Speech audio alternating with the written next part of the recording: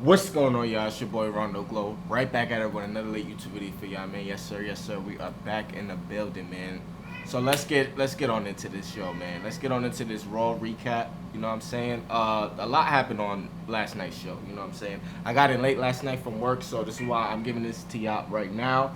Hit that like button, that subscribe button if you enjoyed this wrestling content. We just gonna keep going with this. So let's get it, man. Let's go. I want to talk about the biggest thing that happened on the show. We got a brand new call up, y'all. As y'all can see by the thumbnail and the title, bro, OTM is called up to the main roster, man, and that's a big move for them.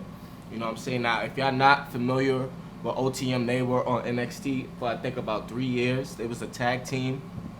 They did a couple things and stuff like that, but as recently they've been, you know, directionless. But now they were Royce Keys. Roy Keys is back. He made his return tonight after getting decimated by Jacob Fatu about a month ago, maybe not even a month ago, maybe 3 weeks ago.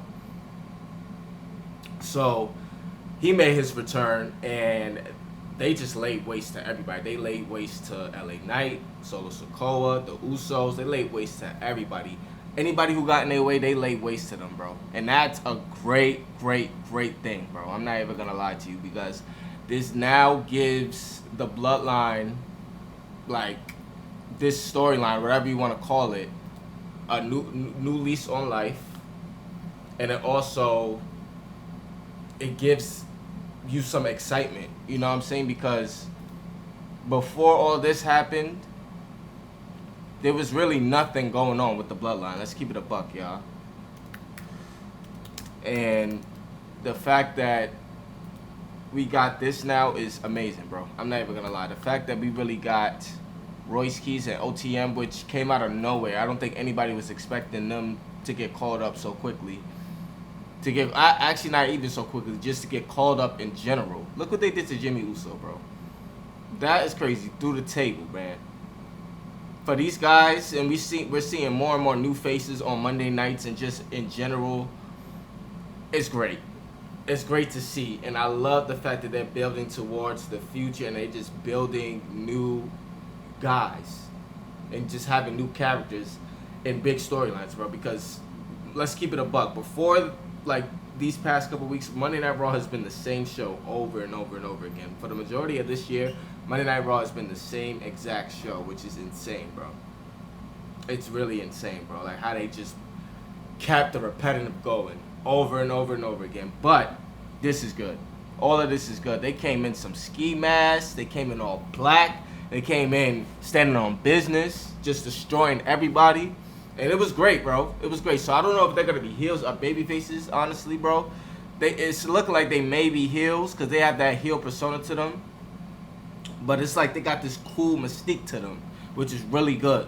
Which is really, really good. Now, I can't wait for next week. I'm very interested to see where this goes. I'm going to let it marinate before like I, you know, get my full take on it, just to see where this is going. But I'm excited. I'm not even gonna lie to you, bro. This is really good. I'm not even gonna hold you. So hopefully this, you know, leads to something great. I don't know if they're gonna add more minutes. I don't know if they're gonna add more members to this faction, but if they do, I think it should be eventually be Jacob Fatu in this group. I know Jacob Fatu, he took out Royce Keys. So they're going to have to, you know, play that little angle out. But I really think that Jacob Fatu will join this group somehow, some way, bro. I don't think he's staying in the bloodline, which he shouldn't, because it makes no sense for him to stay in the bloodline. But that was really good, bro. OTM, Royce Keys, we're going to see what happens next week. But they laid waste to everybody. And I don't think anybody expected that. That was a great way to end the show, bro. Because so I knew something big had to happen, because the main event was pretty much the same thing we've been getting over the past couple of years, actually. LA Knight, the Usos, and Solo Sikoa. You know what I'm saying? Not really that exciting, even though Solo Sikoa and LA Knight, they're entertaining. You know, Jimmy and Jay, they do their thing, but it's like, it's the same thing over and over again, bro. That's not really an exciting main event. But what happened after, like during the match, oh yeah, I'm here for that. I'm here for the new. You know what I'm saying? So we're going to see what happens with that. I love the ending of the show, and the fact that they brought OTM up in this major angle is great, and I'm excited. Now, in the beginning of the show, speaking of LA Knight and Solo Sikoa, they started the show off. LA Knight came out first, calling, basically talking about what happened last week, talking about how Roman Reigns is a coward. Roman Reigns wasn't on the show tonight. What a surprise! What a surprise. He wasn't on the show tonight. What a surprise. But it's all right. You know what I'm saying? I don't know when he's coming back. I don't know when Roman Reigns is going to show up on the show. But it would have been very interesting to see. It would have been very interesting to see how he would have reacted to all of this. You know what I'm saying? But hopefully he's there next week, which maybe he won't be. I think the next time he'll be on TV is probably that September 14th show. I don't know. So we'll see. But he wasn't here. But LA Knight was in the ring calling Roman Reigns a coward and stuff like that with a capital C. And the Canada crowd was okay tonight. They were kind of like a little mid. They got loud for the things that they was for mostly what they were supposed to get loud for. But other than that, they were pretty much dead tonight, which is crazy. But hey, you can't tell people how to react to things, I guess. But yeah, bro. That was a good opening segment. The Usos came out, interrupted LA Knight and Solo Sikoa. Solo Sikoa is great, bro. Where has this Solo Sikoa been, bro? Can y'all please tell me that? Where has this Solo Sikoa been, bro? Solo Sikoa is the most one of the most entertaining baby faces right now we have on the roster, bro. So you know how Jey Uso goes like, "This is your warning shot, bow." You know how he does that, and the crowd said bow. Solo Sikoa, what he does is he goes like this, like the Matrix. Bro, when he did that, bro, that shit was so funny, bro. I love it. I love it, bro. He just gets funnier and funnier every week, bro. It's amazing to see, bro. Like what Solo Sikoa has been doing over the past month has been great. Has been great, bro.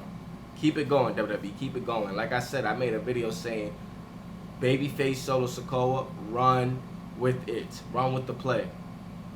Run with it. He's charismatic. He's good on the mic. Entertaining. Can wrestle. He has it all. And I love it, bro. I don't know where this Solo Sikoa has been hiding for years. But his upgrade needs to be studied. I'm not even going to lie. Solo Sikoa, upgrade needs to be studied. It's like he went from a 70 overall in the beginning of his career all the way up to 90, bro. As far as like charisma, like he maxed out his stats. He got some VC. Let's just say that my son got some VC. So that was really good. And they set up the main event for later in the night.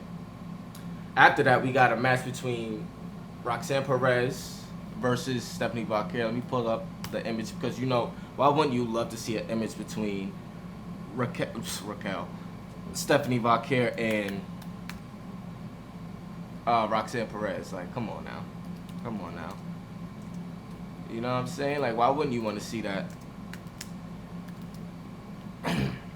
image? You know what I'm saying? So these two went one-on-one. I don't know what it is. Like, these two have been going one-on-one. I feel like they fought a lot of times this year, bro.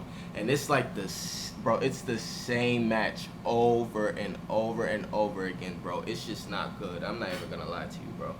It's not horrible, but it's just not entertaining to me, bro. I don't know what it is, bro. Like, it's like they wrestle the same exact match every single time they wrestle, bro.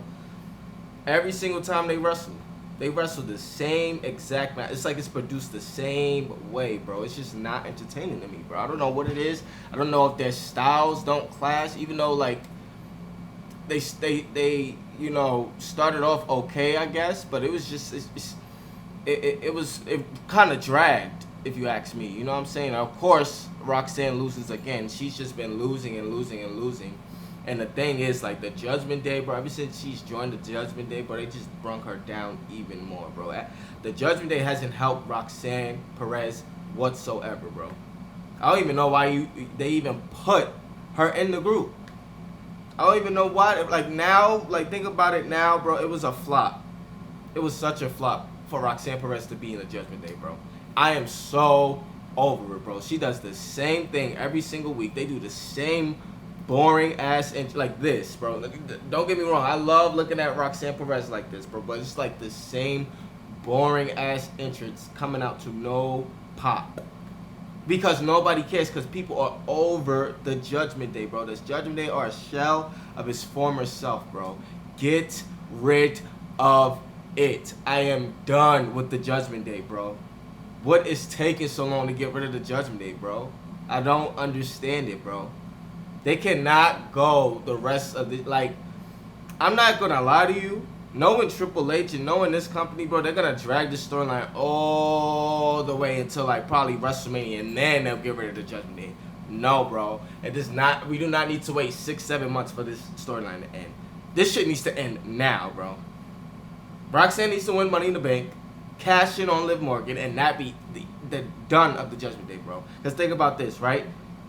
It's a dead faction. Raquel Rodriguez is a born, like, she's just carrying around the Intercontinental Championship. Granted, she's defending it against Soruka next week, but even that's the fucking same. We already saw that match already. I think that's like their third match already. Then you got Liv Morgan just carrying around the championship, running from Stephanie and Becky, just running from them, sneak attacking them. Same shit over and over and over again. Nothing is new. Nothing is fresh with the Judgment Day. I'm ready for it to end. I'm ready for it to be done. Roxanne needs to be on her own, bro. Because it's bringing down her value more and more each week.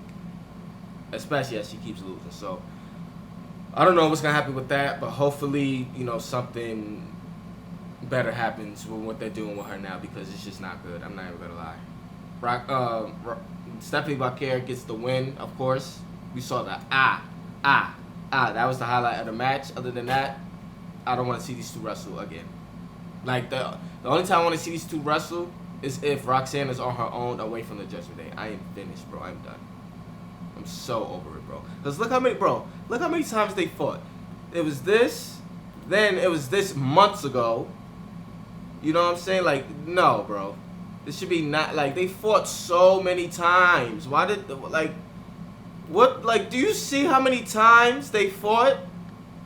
Why? Why are they fighting so many times, bro? That is crazy. And she fought Raquel so many times, too. Like, I feel like Stephanie's been fighting them ever since she's got to the main roster, and she just hasn't stopped since. That has to change, bro. Y'all lazy, bro. Yeah, that has to change. The other thing that happened on this show was the tournament for to get a #1 contender shot against Roman Reigns. Let me tell you something right now, y'all. That Dragon Lee versus Rey Fenix, bro. You talk about a fucking classic. That match was a classic, bro. I'm not even gonna hold you, bro. That match was a classic, bro. This match was a fucking classic for Monday Night Raw, bro. Amazing stuff, bro. And it's crazy because I was linking these two together. I'm like, yo, a match between Rey Fenix and Dragon Lee will be great. And this was everything I thought it would be and more, bro. They gave these guys about almost 15 minutes, bro. I could have watched them for another 10 minutes, bro. But that would have for sure been a match of the year, for sure. But this was probably the Raw match of the year, for sure, 100%. Because this was great. It was hard hitting. It was fast action. It kept you on the edge of your seat. It was so many times in this match where I thought it was over, bro. Like when Dragon Lee hit that Styles Clash on Dragon Lee. When Dragon Lee hit that Styles Clash on Rey Fenix. I was like, I thought that was it, bro. I thought that was it. Then Rey Fenix is sitting on the announce table. Dragon Lee just launches himself so fast, bro. He probably has the best suicide dive in the whole WWE. Because he launched himself so fast and so far that he caught Rey Fenix on the announce table, and that was a great spot. That shit was great. That shit was great, bro. They like these guys was like really doing their thing, and I love it, bro. I love it. Very great stuff, man. You talk about Lucha Libre, this is what I think about Lucha Libre. So Ray Phoenix gets the win. You love to see it. Dragon Lee is fucking great, bro. These two are fucking great, and they deserve their flowers, bro, because they put in work, and I love it. So Ray Phoenix gets the win. Not only does Ray Phoenix get the win, but Penta gets the win over La Parka later in the night. And now we have it set. We have it set. Brother versus brother. Brother versus brother, bro. We have Ray Phoenix versus Penta for the number one contender shot to Roman Reigns. Whoever wins faces Roman Reigns in Mexico City. You love to see it, bro. You love to see it. You love it, bro. You love to see it, bro. And I can't wait for it. I genuinely can't wait for this match. They need to give these guys 20, about like 15 to 20 minutes to tell their story, bro. And honestly, this match can main event on Monday Night Raw. I'm not even going to lie. It's probably not going to, but it could be like a co-main event, main event, Raw. Like, bro, this is a very big match, so hopefully they give them the time that they need. I can't wait for this. Brother versus brother. Penta versus Ray Phoenix next week on Raw for the first time in WWE. You love to see it, bro. You love to see it. We also had Big Cass make his Monday Night Raw in-ring debut for the first time in, what they said, 8 years? So this match wasn't bad. This match was kind of like a fight. I'm not even gonna lie. It was definitely a brutal fight. Javon came in early with some punches and kicks. Cass got in a little later in the match with some strikes, sidewalk slam. He also got a big boot on. Well, the big boot was his finish, but he got a big clothesline. Sent Javon Evans out the ring, which was crazy because Javon had him on the outside. Javon goes into the ring. He glides through the ropes. But Big Cass, it's like he has some super speed. Javon goes into the ring, goes to the ropes. Big Cass follows him immediately and clotheslines him out the ring, bro. I thought that was crazy. I'm like, whoa. That was insane. He has dog shit music, by the way. The entrance is cool. Music sucks. But that's neither here or there. Def Rebel is trash. But I thought this match was very hard hitting. Javon Evans, he went to the outside. He dumped Big Cass around the announcers area where, you know, the announcer be and the bells be. So he runs all the way around the ring and launches himself onto Big Cass, which made a holy shit chant break out. Not only that, he gets Cass in the corner and just start beating his ass. Like, I'm talking like just beating the shit out of him, bro. I'm talking about just beating him up with shots, legitimately shots, to the point where he was legitimately hitting him to the point where Big Cass was bleeding on his mouth. He was bleeding on his mouth, bro. Which was crazy. I'm not even gonna lie. It was a lot going on in this match. Big Cass gets the win. Say what you want. You know what I'm saying? I do think they will have another match, and I do think Javon will win because I don't think this feud is over. It's only been one match. I feel like they should get a second match, and I feel like Javon Evans should win. But we'll see what happens, man. You know, good in-ring debut for Big Cass. I thought he held his own. It was okay. This went about 10 minutes. Immediately after the match, Dominic Mysterio and JD McDonough attacked Javon Evans. So I don't know where that's going. Javon Evans going to need some help because right now he got like 3 ops. I don't know what the fuck problem Dominic Mysterio and Javon Evans has. That just came out of nowhere, out of left field. You know what I'm saying? I don't know what they're doing with Dominic Mysterio, bro, but he needs something to do. And I guess they want to sit here and put him in this feud with Javon Evans and Big Cass. I don't know what they have him doing, but we'll see, man. We'll see.